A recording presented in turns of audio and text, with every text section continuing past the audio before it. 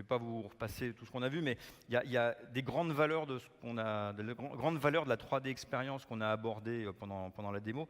Moi, j'aimerais juste revenir là-dessus, que vous le gardiez à l'esprit. C'est cette coordination des actions finalement entre les services. Ça existe déjà aujourd'hui, c'est l'humain. On a parlé de Figital tout à l'heure, ça y est, je l'ai placé. L'humain, il est quand même au cœur du métier entre tous les services de la société. Mais coordonner, faciliter et simplifier les actions, c'est quand même quelque chose d'important. Et pour ça, c'est une des valeurs de la 3D expérience. Capitaliser sur l'intelligence collective, c'est ni plus ni moins que de laisser la place à l'innovation et de faire une innovation informelle. Vous l'avez vu avec la partie Swim, je peux me raccrocher à un poste, je peux commencer à donner mon avis, et puis petit à petit, quelqu'un va maturer un petit peu ça, et puis ça conduit au bout vers une réflexion qui démarre une action concrète dans l'entreprise. Prendre les bonnes décisions, ça, je pense que ça fait 3 ans qu'on le fait.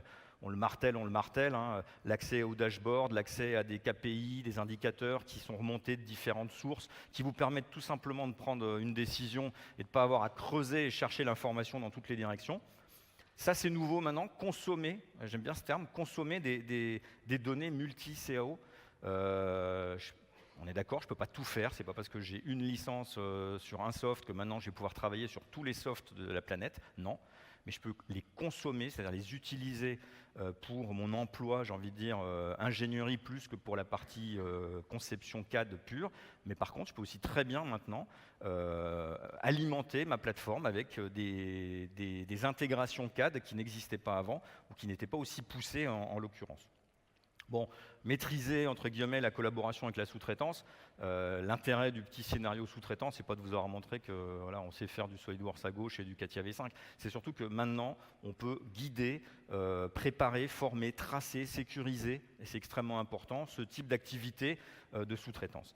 Et puis le dernier point qu'on a vu, c'est assurer cette continuité numérique dans l'entreprise, du BE à l'usine.